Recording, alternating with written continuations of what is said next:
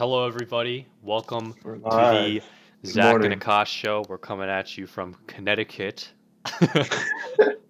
Minor technical difficulties today. I'm using free technology, so that's why it took a fucking long ass time for us to get on today. But welcome, thank you for joining in. I know it's super early, but the way we see it is we're gonna use this as a way to get up early to make sure we continue on with our lives. You know what I'm saying? Um, Yeah, this podcast always when I wake up. I would start off sleepy as hell and then I'm fresh by the end of it. Today I But got up 5:30. I laid in bed for about half an hour, and then I had breakfast. I meditated, read, had breakfast, and then I started the stream or set up the stream around 8:30, and then just listened to the news on my Google Home, and it was all fucking scary news. So,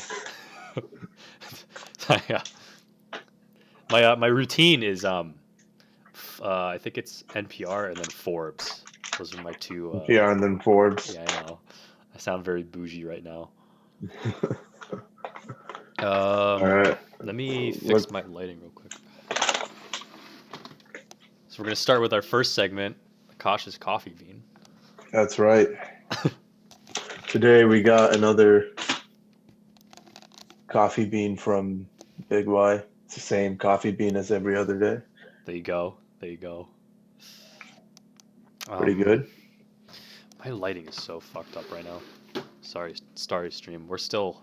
It's that one. Hold up, Akash. Tell everyone what you did to improve your life yesterday. Um, what did I do, guys? This quarantine's honestly been insane. My productivity went to absolutely nothing. But Zach and I have slowly been trying to get back on track. Uh, Yesterday, I pretty much tried to get all my work done before I did anything else. I set myself this limit where it's before noon, I'm not allowed to like watch random YouTube videos or play video games or anything. I get all my work done before noon, and then I can do whatever I want, which has been working for the most part. I've been getting like, my daily sketches done and some work done before noon. I don't finish before noon, but it's definitely made me more productive.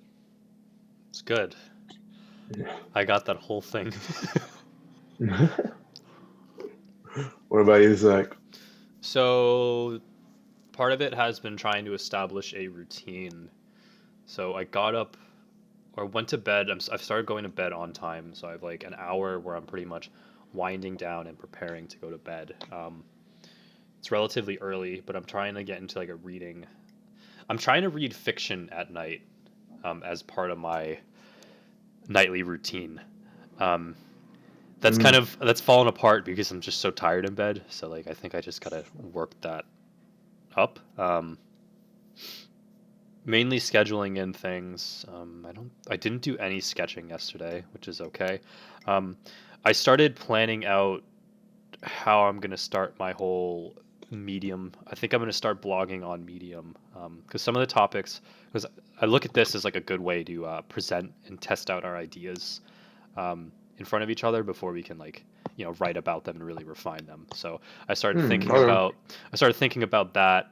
Um, it's actually it's a pretty good deal on Medium because they promote your content and stuff like that. So there's that. I started looking into where we're gonna host our audio file. So right now this is like MVP. So now we're gonna bring it up another step this week. Um, we're gonna there's a way you basically host your podcast on Anchor, and then you take that and you host it to Spotify. Spotify is free. We all pay for our accounts if you're on Spotify, I'm pretty sure. So like that's like the part that's not free, but like it's pretty much free to host it on Spotify. So we will be putting our stuff on Spotify. Um, Maybe we will go live with audio. So maybe if you have a Google Home, you could wake up with us and set a Ooh, routine that'd or be good. something. Yeah, Doesn't Anchor send it to multiple applications like yeah, you could send it Google to Podcasts multiple. or something? Okay, Hmm. okay, okay. So I Yeah. think that's just the host. I do like streaming on YouTube because we can do things like move around on camera and stuff like that. Yeah, yeah, it's gonna be a good deal. Akash and I thought about maybe doing a late night show. Maybe. Yeah, well, this is fine for now, just doing the morning show, but Yeah. we thought once this like odd period in our lives is over, people are gonna get back to a regular routine, and no one's honestly gonna have time to do anything, either to record or to watch at 9 a.m. So we thought we could move it to like a late night show, but that's a ways away. Well, I So, was thinking also an additional show, like late oh, night, you were thinking like an additional late night not show. Okay. well, yeah, I agree with you that we're gonna have to move our podcast to a later time, which is okay. We'll walk that road when we walk that road. That's not for a long while. Um, but I was thinking about another type of show. Um, one that isn't as like intellectual as this one. Maybe it's straight up just fucking comedy based almost. Like we like those shitty late night shows on Comedy Central kind of deal. It's not as Okay. yeah, yeah, yeah. Okay. It's not as It's more serious as the morning yeah, ones. it's more profane, I would say. Less politically Gotcha. correct. So that's why it'd be at late at night. Okay. I like that. I We'll like we'll that. We see. could That's another show for another time. But it's easy to do because now we just like literally just press stream and like the show's like you're there. well, clearly not, Zach. Clearly not. That's true. Yeah. Okay. So eventually we're gonna upgrade. I know I sound like I'm on a Modern Warfare 2 mic right now, and the camera isn't the best quality. That's because I'm using my iPhone as the webcam through a free app, and so like there is an ad, but I pushed the scene over so you don't see the ad, but there's an ad over here. Fuck. Oh, is that why you were like a bit off Yeah, that's why I'm always off center, so I gotta center? adjust because there's an ad. That's just me being a piece of shit. Um, That's right, Brian. You gotta always represent EO3P, lifelong learning. facts. What is Oh EL3P? man. I know, but some of the audience, It's actually very related to what we're talking about today. EO3P Shit. is about learning sciences. It's a program. I don't know if it's continuing anymore, but my freshman year was the second year at UConn where they brought a bunch of engineers together and they taught you about how people learn and how to best set up your study strategy so you're most efficient and you retain the memory. It's not just cramming to do well on exams, but focus more on retaining information overall. And the best part is, I don't know if you could hold up, see see it, Earn your earn your wings. wings. That's right. Okay. You get Some to eat wings. wings Hell yeah. while doing the whole thing. So it was a good few years, and I think that's where I met Brian too Yeah. at EL3P or engineering house in general. But Nothing better than free wings.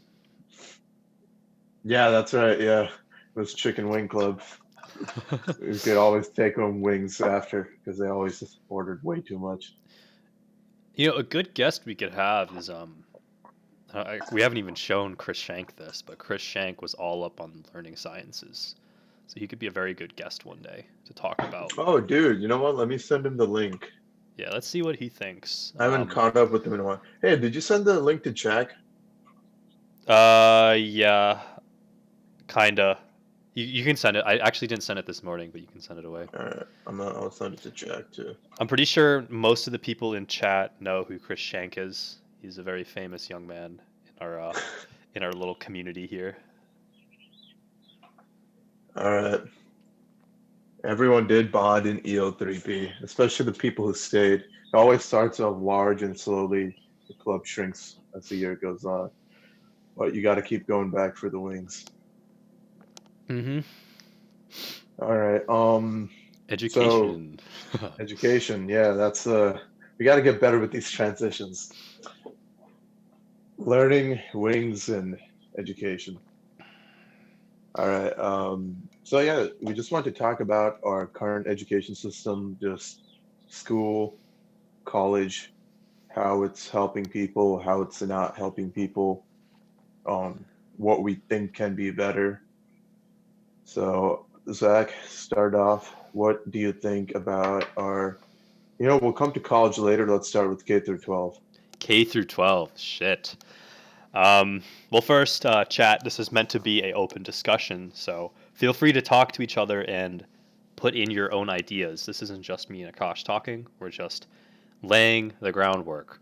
So this right here is the polymath. I've promoted this book so many fucking times because it's very, very, very interesting.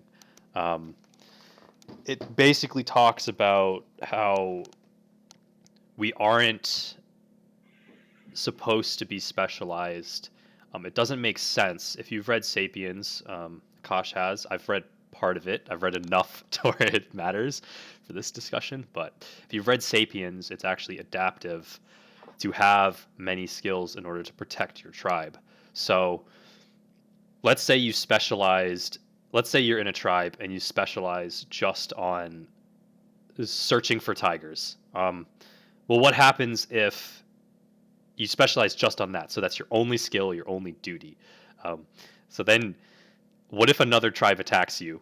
What are you going to know for that? Or what if someone needs medical attention? How are you going to protect them at that point?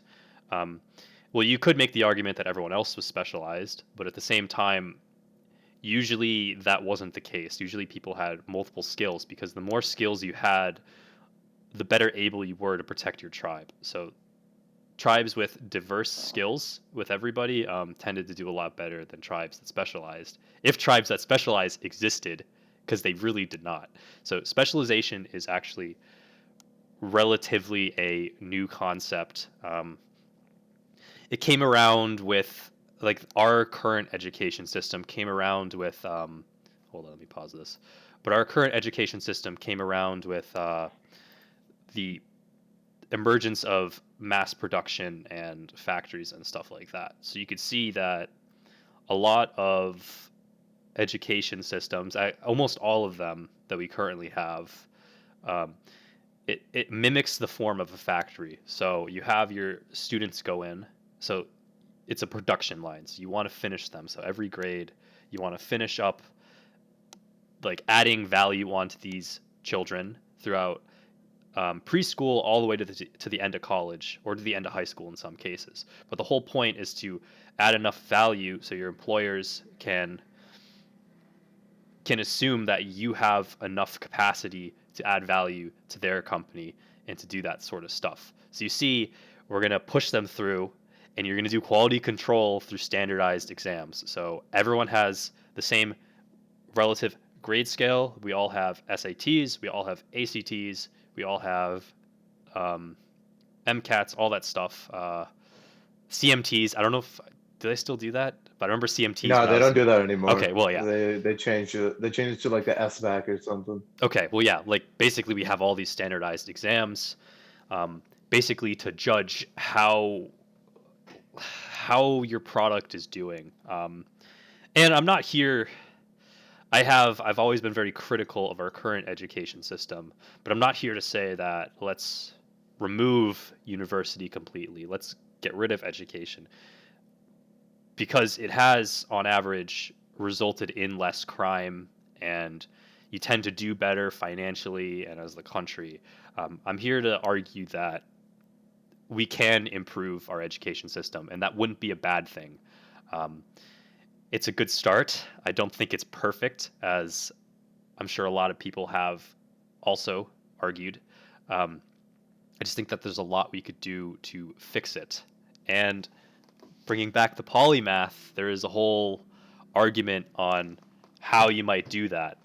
Mainly, I have been focused on what pertains to me, which is a better college education and a legit education, not just a lazy, let's just go through the motions things, because there's a lot of just mindless wandering through college. So if you were to take someone and ask them, um, a lot of people who went through college would argue that college is, the best time of your life and stuff like that. But then if you were to ask them about a college course they took and to recall a certain fact about it, chances are they won't be able to recall that fact, or they don't remember like anything from their major. So it's like, what were you trying to do at university that whole time? Well, to their defense, when they say college is the best time, I don't think they're talking about classes. That's true. That's true. So let's put aside like the social part, because the social part is a completely different topic. It's mainly focused on like the education part. So if you were to take someone who went through college and you were to say what, or they would probably, a lot of them who did well will tell you that college is really good because it educates you, it teaches you to think, or they spent, if we went to a really fancy university, most of us in chat are going to a state school, so we're not spending a crazy amount of money. But if you went to a really fancy, like $80,000 a year education, and you were to say, okay, recall this fact about this, chances are they won't be able to. Gotcha, gotcha. Yeah, oh, by the way, I just want to put in there, we're mainly talking about the school systems in the United States right now, because that's what we have the most experience with, having gone through it.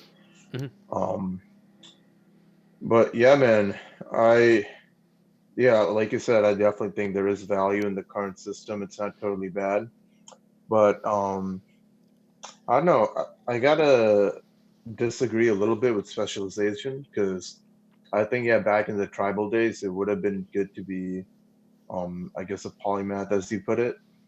But around the agricultural revolution, we went towards specialization because it was more efficient as a society. In smaller groups, definitely being a polymath is more important. But I would argue that as a society, not completely specialized, I think there should be like a middle ground. But leaning a bit towards specialization is a lot more efficient because then you could set up things like these factory lines, et cetera, to get processes running. And that way, I don't have to worry about manufacturing this box of tissues right here. That's not my job. Someone else could do that. So here's the argument for. So if we talk about specialization in terms of it going into a factory line and stuff like that, let's think about how those jobs will go away. I don't doubt that because having a robot eventually that crafts those things will become a lot cheaper than having a human. It's just companies would not be buying robots to build you things on a factory line if it was not at least cheaper or more convenient as a business expense. So, one argument for why specialization, at least now, won't be good is because your job, if it's certain jobs, will go away. And so, if your only skill is a specialized job, like it's like investment. So, you don't want to put all your eggs in one basket because if one of those companies tanks, you're done. Like your money's gone. So that's why it's good to explore other skills. You and I are from the privileged point of computer science, where I think in our lifetime, our jobs probably won't go away, um, because we will be the ones that program those things that like get rid of jobs and stuff like that. Um, Also, another argument for specialization is as we move in to a society where we get rid of those specialized jobs like factory jobs and stuff like that. There will be around for a while, but as we move towards that, around 2050, our problems are going to get more complicated um, due to the fact that it requires a bunch of stuff. So if we look at what's going on today with the coronavirus, that's more than just like a viral problem. It's like we have all sorts of different things we got to think about. It's like you can't just think about the virus. You got to think about, well, what are the logistics behind moving things in? How do we market a procedure to stay safe during this? How do we market the, I don't know, it's called Do the Five or something? How do you market that? How do we finance um, all of these things we need to do? How do we maintain economic procedures so we don't because the last thing you want is an economic depression, because like it's like what kills more, is it the economic depression or the virus itself? So you don't want that either. um, how do we communicate with other countries effectively? How do we use science to, or how do we use math to project where we're going? So as you can see, there's all sorts of different areas that go into all this types of stuff. It's much more complicated. Um, yeah, you could gather all these people who are specialized, but as you specialize, you start to blind yourself from um, other topics. So if we go Buddhist with this shit, Okay. everything is interrelated. Everything is connected. You know, breaking down knowledge into different subcategories. Let's say we break it down to math, art, engineering, all that stuff. If we break it down into subcategories, that is a human construct. That's not necessarily how the world works.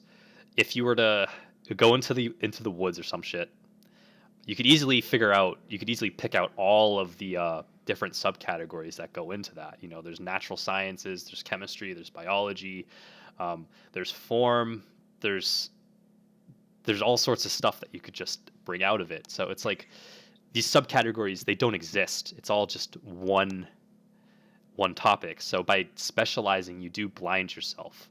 And then another thing that specialization does is that you're starting to see people take these specialized office jobs. You go work in your office, like you go through college, and then what you do is you say, all right, why are you going through college? It's to get good grades. Why do you want good grades? It's to get a good job. So you go get your job. And this is a true statistic, is there's a lot of people who are depressed in their work environment because they're forced to do one job.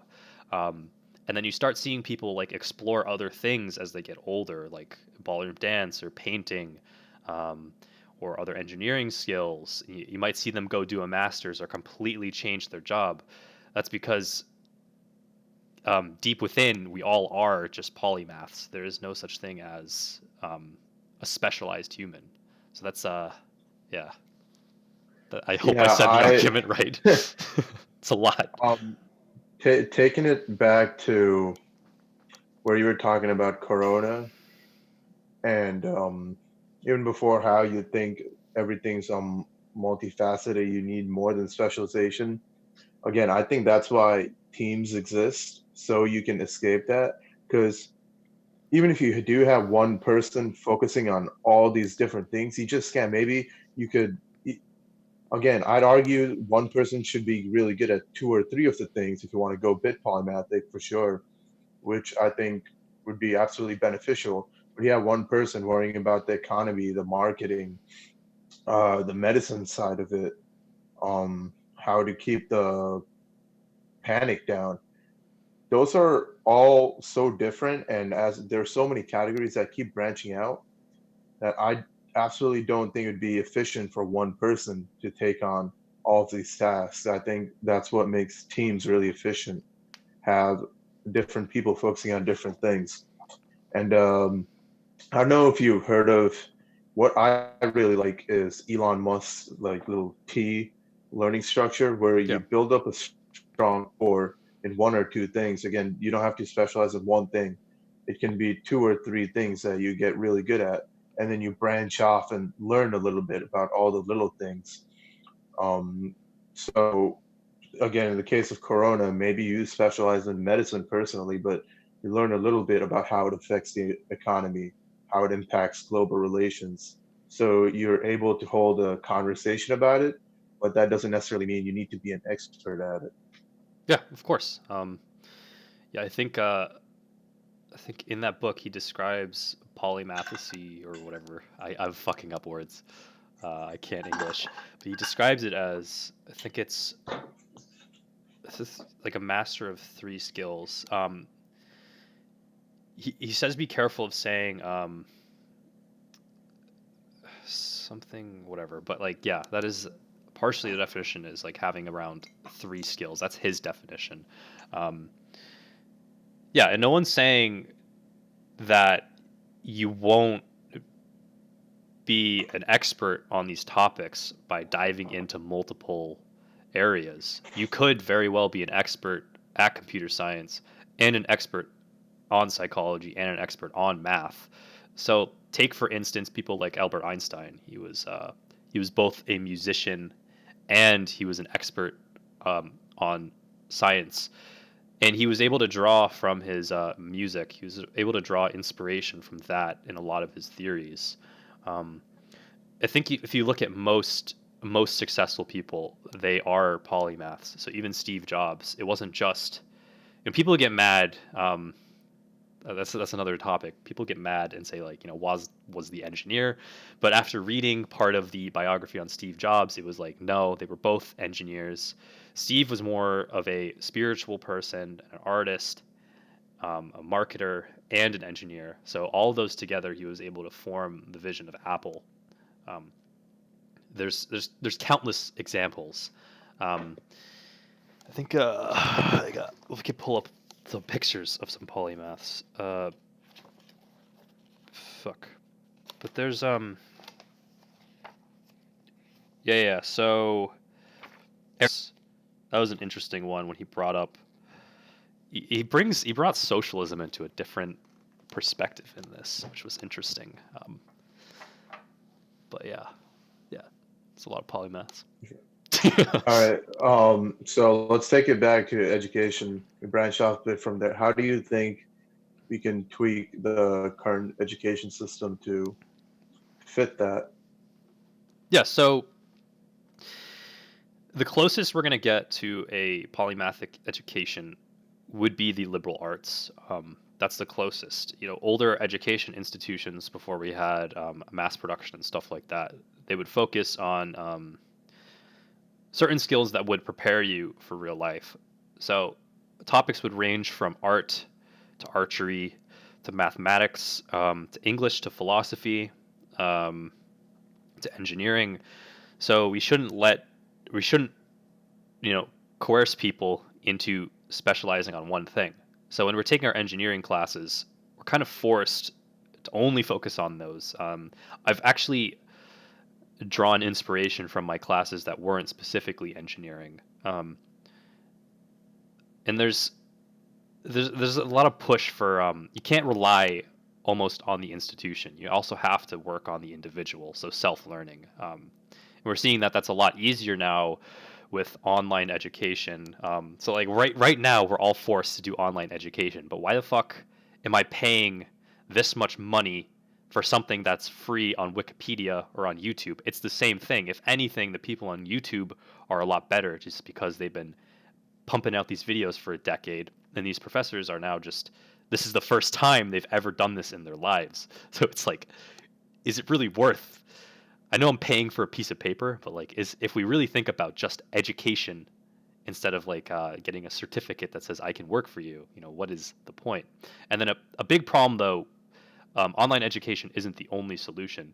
There's still problems with that. It's like, how do we exchange ideas and how do we communicate with each other on online education? So that's the one thing that the online learning platforms lack. But again, in university, it's a lot easier to exchange ideas just because you're surrounded with so many people. So it's like, how do you tweak that?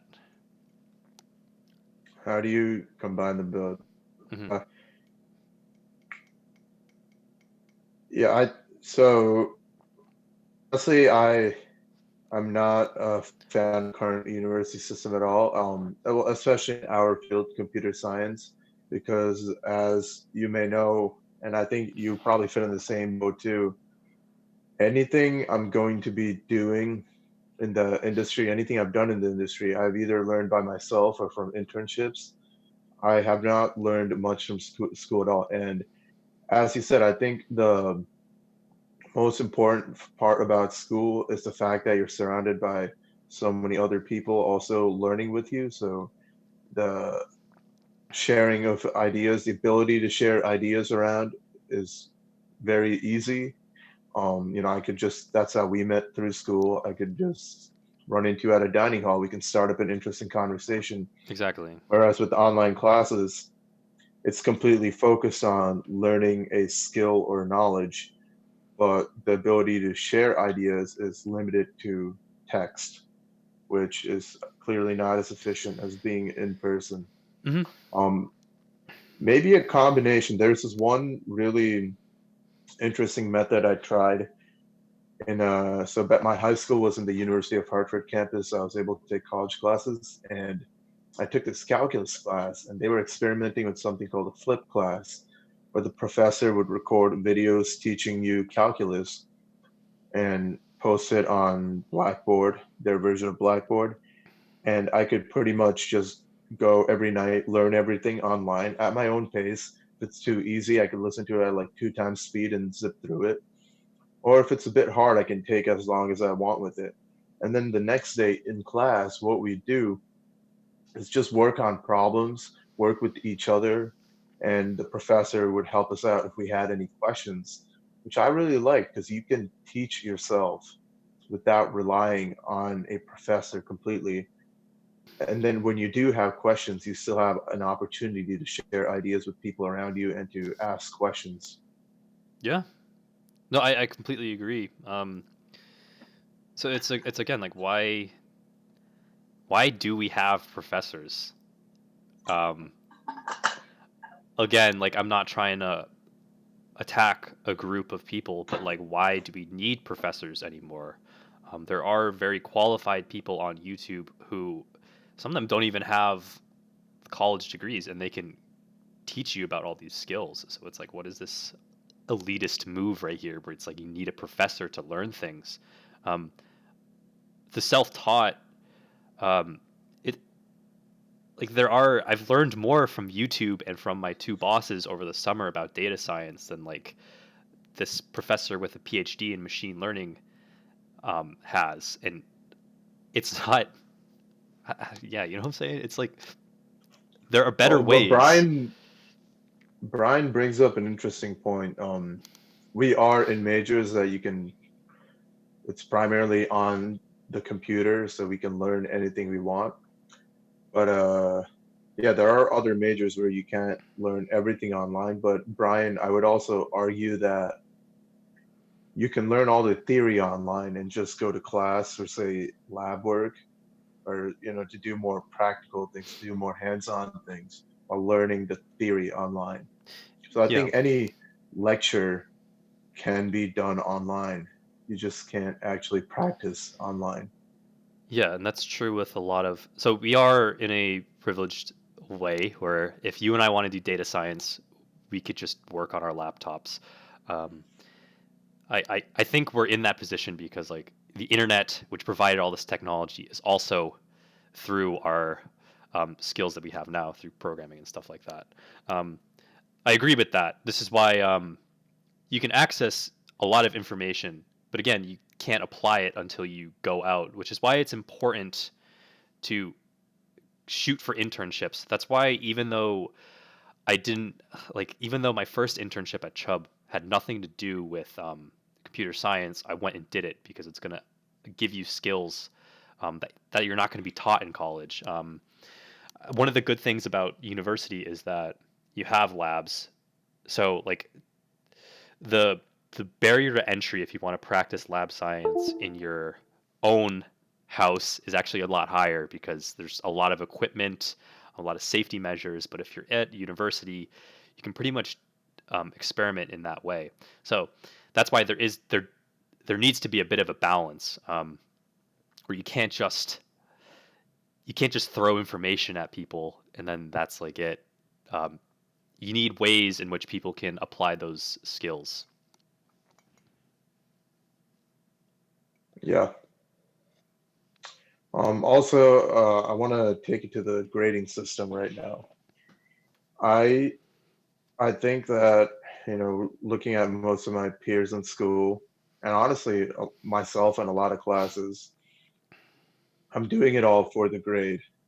And it's been like that since, honestly, since like middle school, maybe even a lot of elementary school.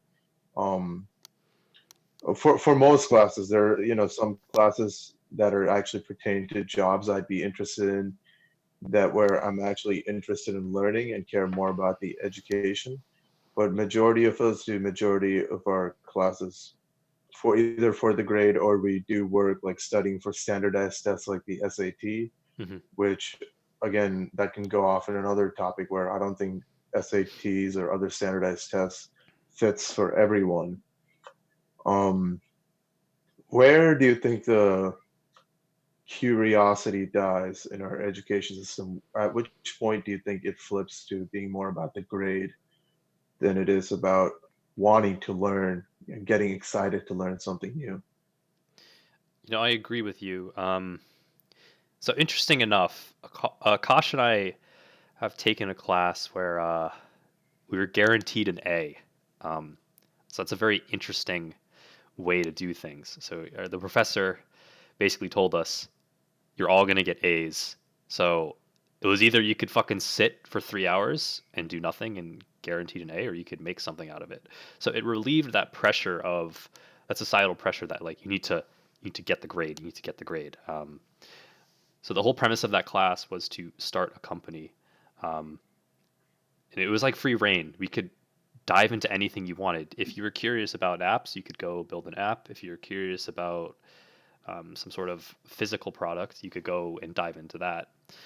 So I think that is a good first example of what is possible without having grades, and so it becomes completely project based, and that's where the merit is. It's like now companies ask about that rather than asking about our grades and stuff like that.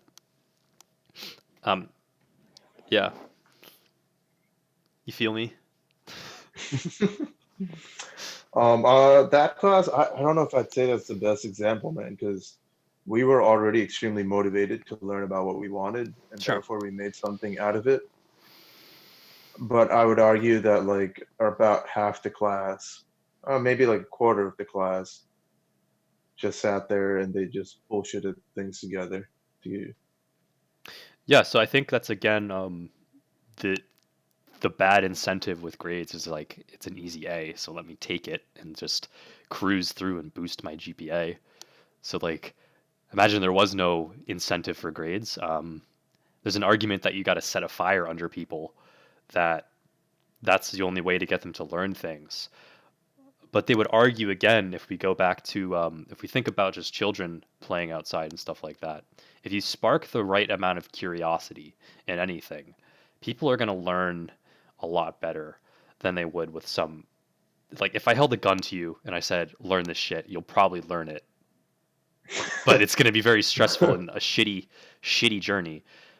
But if we were to do something like this, like look at what we're doing now, it's like you and I were just kind of curious about um, making a podcast. So there's no like pressure on us. It's like we're just doing it to do it. Like I learned about these stupid effects that we're doing on the screen, and we're learning how to like express our ideas. But there is no grade in this. Like it's just for our own curiosity, um, and that's the only real fire you need.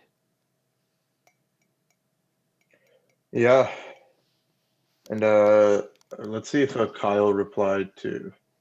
No, we'll So wait not for him yet. to elaborate on it in a bit. Yeah, I've been messaging Chris on the side, Chris Shank, trying to get him on here because I think he'll provide a really interesting perspective in regards to this. But taking it back to school, yeah, I so what do you think is the best way to motivate children to get them curious about learning? Is it because there are these essential skills that we need everyone to learn to function in the modern world, um, like basic mathematics, the ability to communicate properly, which not which isn't always the most interesting topic to learn, Yeah. but we still need to get kids to learn that somehow. And the way we found how to do that, I guess, is through grades. But I guess in a way we can make it more fun for them. I know that in elementary school, though, grades don't really matter as much. It's still a thing. I guess the essay, back when we took it, the CMT started in like third grade. It was, you know, it was still a metric. You still got a report card, but it was like a 1 to 4, as in you're either doing well or you need improvement. Hmm. It wasn't structured as a pass or fail, which I really liked. It was more either you mastered this knowledge or you needed more time in it, which I thought was fine. And then when you move to middle school is when it becomes more like grading. And that's when homework becomes intense, and that's when you kind of start dreading it. But how do you still teach the essential skills while also teaching kids what they want to learn? Yeah. Do we just have to get better at sparking curiosity? So so a lot of children, they start off with like their main skill. Like we all have a skill when we first start that we're like really curious about and passionate about and we can just do. So I think maybe for you and me it might be like making stuff, right? Kind of. Yeah, would you Mhm. agree with that? So it's like, Yeah. so why don't you do this? You say, okay, well you like to create things. Let's take it a step further. So let's say you're trying to learn calculus. We say, all right, so you like to make things. Let me show you how to make a predictive model through mathematics. And on the way, you're picking up math as you're building this predictive model. You're building something, so you have that skill. And then as you're doing that, you're collecting all these other skills from mathematics. Or let's say you have a student. So if we want to take that is like a very engineering example, but if we want to take it a different Mhm. route, so we have a kid who's very skilled at music. He's so passionate about it. Everything he thinks about is music. And you're like, okay, let's dive into music a little better. Let's talk about harmonics. Let's talk about the physics of music. Look at all these cool ways we can represent music with math and stuff like that. And then by chance, he gets a physics education, a natural science education, but it's still a music education. And then from there, you can take that math that you learned from that and then you can be like, okay, well, I understand how this works the way this works and stuff like that. So much more of an exploratory way of learning rather than separating the subjects and saying, okay, here's music, cool, check, you check everything off. Here's math, you check everything off. Here's physics, you check everything off. Here's like film study, check everything off. But rather, it's like, why don't we show them that they're all connected. So I'm sure we've taken those classes where we say this is a prereq for this. We take it in the classroom setting. I can fucking do calculus, and then as soon as someone shows me machine learning math, I'm like, Jesus fuck, I don't know what I'm doing. That's because I trained myself to just do it on a piece of paper. No, nothing No involved. context No to it. context. Yeah, exactly. Yeah. So that system is ideal, but is it practical to specialize the class for each child? Because we only have a certain number of teachers and we have all of these students. So how do we incorporate your philosophy into like a common core system? Well, you're gonna need a new type of form of learning. Like we can't, because right now we have the specialized form of learning. You have the teacher, which is essentially the foreman who does quality control and everything. Um, and then you have a system where you keep going through each different part of the production line. So it's like we can't think traditionally. We got to figure out. It's like it goes back to see, here you go. This is a connection from what we were talking about before. It goes back to how you and I were saying, how do we envision a new device that is like we can't even imagine it because it isn't like a new phone almost, but like what if it's completely wildly different from that? Can't imagine what it would look like because we don't have it yet. So you got to think outside the traditional structure of things. All right, well let's try to imagine it right now. Um, real quick, let's see what Kyle has to say. You're introduced to systematic ways of doing things starting in kindergarten. It's when you're first really told what to do and start following directions. Okay. You're learning the way the teacher wants you to, not how you would on your own. Yeah, everyone's learning in that one like cookie cutter way instead of um yeah, more specialized approach for each person, more individual approach. Elon's cool at Astra. Also, the thing is, not everyone learns like in a lecture sense. Not everyone can do that. There'll be a select people who do very, very well, and they'll probably tell you, "Oh, I just focused and studied," but that's not. It doesn't work for everybody. A good premise to have is that Yeah, everyone's different.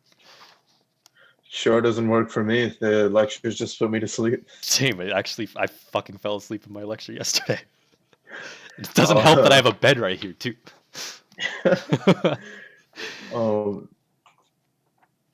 Hold yeah, on. most classes, it became one. Actually, interesting fact, around sophomore year, I got really good at figuring out which classes I need to go to, and I got really efficient on not going to most classes, which gave me a lot more time. And my GPA, their way of measurement, actually went up. And I think that was like the first semester I achieved straight A's because I pretty much either learned through reading the textbook and practicing problems that I wanted to, or by finding online explanations for everything. Yeah. Um, I yeah. I'm gonna try to find an example of a new school or an Oh yeah, old I'm looking school. up the one Kyle sent at Astra. There's a school only had 8 students and was based in a conference room in SpaceX. Now boasts 40 students, no grades, and children learn together in teams. Students learn about AI, ethics, how to build things, including weather balloons and battle bots. Sports, music, and foreign languages are not in the curriculum. Interesting. The school has its own unit of currency, the Astra, to promote entrepreneurship. Wow. So this ad Astra, the school, seems like a cool concept.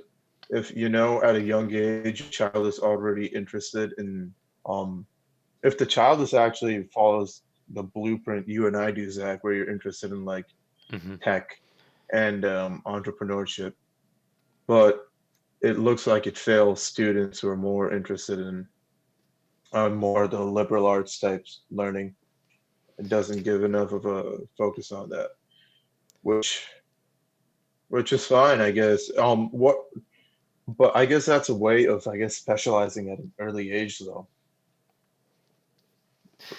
Yeah. You, So when I think it's important to explore I more agree. opportunities early on. I think eventually you will get to a point where you want to really dive deep into a subject. I think that having us select our major now, it's way too early to do that. For you and me, it might be okay because we already knew, but that's not the case for the majority of people. I Um, didn't know when I was 7. that's This true. starts at Um, 7.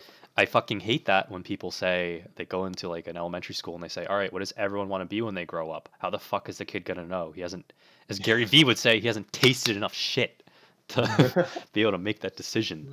Yeah. So like we got to encourage exploration. People always say, focus on your schoolwork, focus on your schoolwork, but you're missing out on other things that it might actually help you on your schoolwork.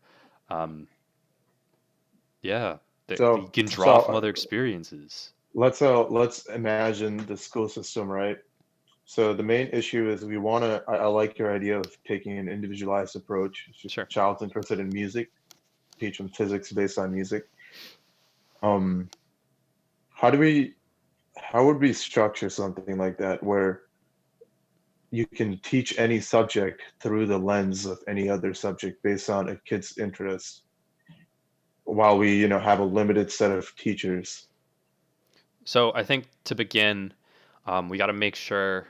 I think we can take the college model and say, all right, we're going to take a bunch of people. I'm not sure if we'll go all ages. We'll see, but we take a bunch of people, like maybe the same size of Yukon, and we'll fucking put them in a place. So everyone's gonna live in that area, just so we can you force people to interact with each other. Like right now, it's limited because we're all home. It's harder to discuss. So we put everyone in the same fucking place. Then we gotta get rid of the elitist attitude. So people who are allowed to teach aren't necessarily professors. The whole point of an institution at that point is to educate, not even research, just to educate. So by doing that, we get rid of a lot of waste. So we get rid of the bullshit. Some professors come in and they don't really want to teach their kids. They're just there for their grant money and shit like that. So everyone's there. So that's like the beginning structure. So we have a university, but it's just so far it's just to educate. The beginning. Okay. I'd say take it even earlier. I'm talking middle school because I think by the time you get to college, it's too late. You're already Okay. in that factory line. Yeah, let's take it earlier. Let's talk about at a young age. Well, first we need to create a metric that says we need a better metric than grades and standardized testing. Gotcha. Yeah. It could be project based, so it's like go build some interesting shit. But then it's going to be completely different. So it's like, how do you compare writing to a project to all of this stuff? So it could be project based. So now we got to figure out a way to eliminate the poor metrics that give poor incentives. Okay. Well, let's talk about the one thing I found interesting with the AI, the or Elon Musk at Astra is like the grade isn't a thing. It's not like sixth grade, seventh grade. Kids from ages 7 to 14 work together in teams, and that probably also allows them to learn from each other and also progress at their own pace rather than being stuck to the yearly system. What do you think about that? Do we need to have a specific system where people go from second grade to third grade? Or, some people like my one of my friends, Kayer, he's he graduated high school 2 years earlier. So there are kids who are going to be ready to, take on the world faster than others, while others may need to take a little bit more time. Fair. Yeah, I think that might be a good solution is to eliminate certain grades and stuff like that because not everyone learns. Some people are going to learn a subject really quickly. Some people are not. Um, Hmm. Everyone learns at different speeds. So yeah, why don't we eliminate? We should eliminate any pressure that's like, okay, I gotta make sure I get the good grade so I can move on to the next grade. So if we eliminate that pressure, that's another pressure that's gone that says I have a Hmm. specific time limit to get to. Right. Yeah. Instead, it's But then what about kids who just like don't learn then? Who What do just you like mean? they just stop caring. They're like there's no pressure on anything, which would give a lot of kids kids the ability to again learn at their own pace without pressure. But what about the ones who are just like, oh great, there's no need for me to do this? Well, I think the pressure will be at the end of the day. Your friends who are taking this shit seriously are going to have these amazing experiences and projects.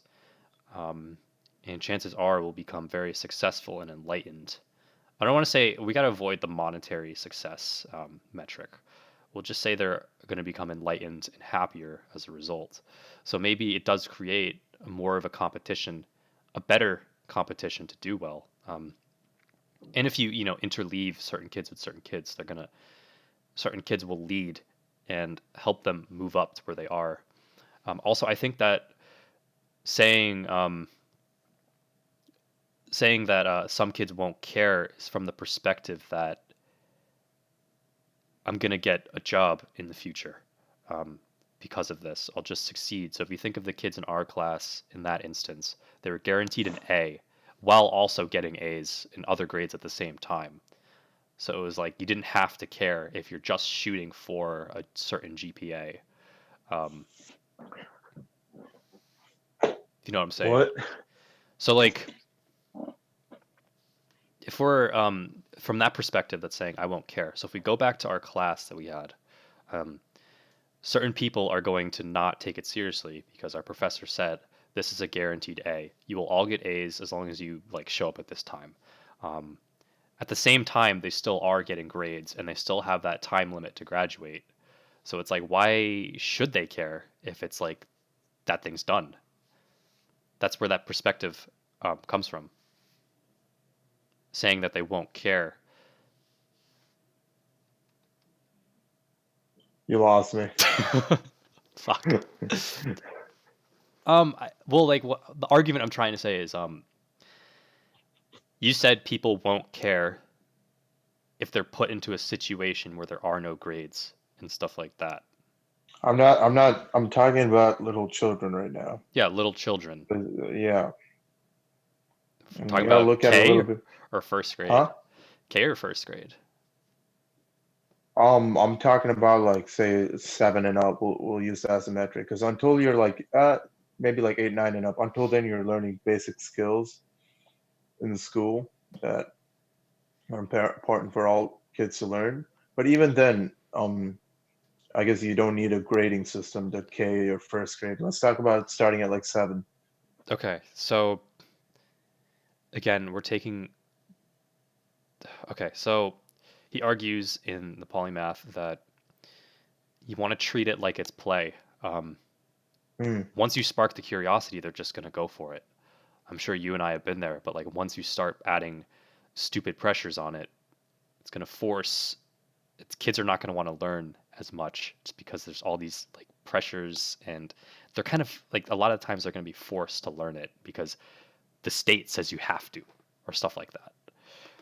But some things they do have to. You at that young age, you might like reading a lot, so you might be more inclined to learn um you know like maybe grammar, how to read. I guess you're just learning how to read at that age.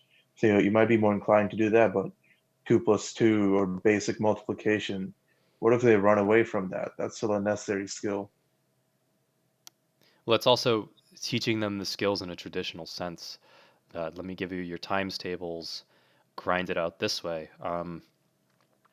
Maybe there is a better way to approach those certain skills, like teaching them. Mm-hmm. No idea what it is, but Okay. maybe there is.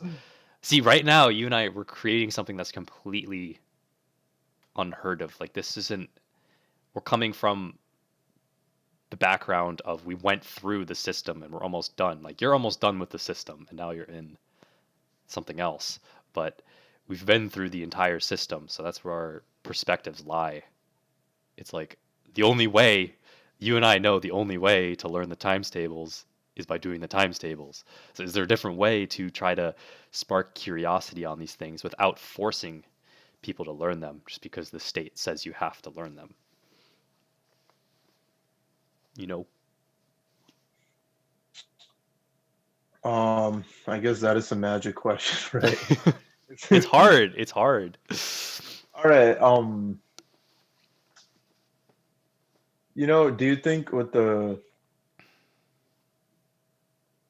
Do you think at least the state is doing the best job it could be right now based on the resources we do have? Forget the fact that I guess it is a yeah. Forget the fact about like making it completely individualized. Right now, we do have a certain number of teachers to students. Let's say 20 students per teacher. Are we doing the best we could be in the system we do currently have? No, because we have this is going to be kind of shitty for some people, but we do have tenure. So it's like you could, grind for 10 years and then like do you actually have to give a shit? Or are you just doing it because your boss says so? Um, I know there's a false authority when we look at these figures, but they are still human beings, even though they hold either a teaching degree or a PhD. They're still human beings. They still also have deadlines. They also have pressures, and they also get money, and some of them may not be happy. So I think it is a little bit lazy. Um, I think the way they do it is they collect the numbers and they say, okay, how do we make this how do we make this curve a little steeper? Do this, but Mm. then you don't understand the other problems that happen. Yeah, and yeah, like I said, a lot of professors, they're curious about their own research, and education is something they just have to do. Hmm. So they don't really care about educating the people, and that takes an impact on all the students. Yeah. Which, yeah, taking it back to your earlier point about having people only focus on education would fix that rather than doing education and research at the same time. They could if they want to, if they're passionate about both. If they just want to do research, let them do that. Sure. Yeah. But Um, then would we have enough people signing up to become primarily just educators? Because not too much money yeah. goes I into think that. so. People do enjoy teaching.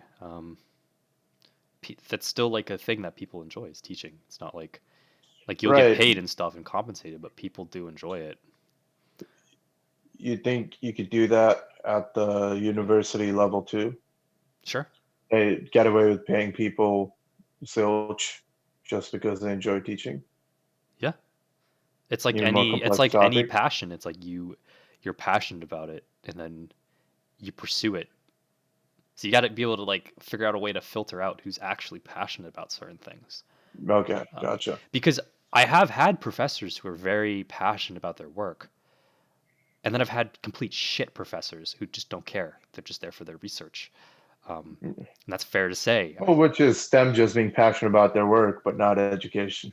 Yeah, I think that's if you want to do research, cool, but like you shouldn't force them to teach people. Like Yeah. it's a very outdated system. It's like I could fucking learn whatever you're teaching on Khan Academy in like half the amount of time, and then I could probably teach the rest of the class it because I learned it in a less sleepy way. You know? Hmm. Hmm. All right. Well, we did Oh, cross 10. I'd say we definitely got to go back to this at yeah. some point. There's It's a a hard lot more topic. we can talk about. Yeah, for sure. Um, We got to yeah, talk like about you said, the solution can be something completely different. true. Let's talk But about something dumb tomorrow. This is a lot of brain power. yeah, yeah, yeah, yeah. We'll Let's we'll talk about we'll take Tinder or it some easy shit. tomorrow. Yeah,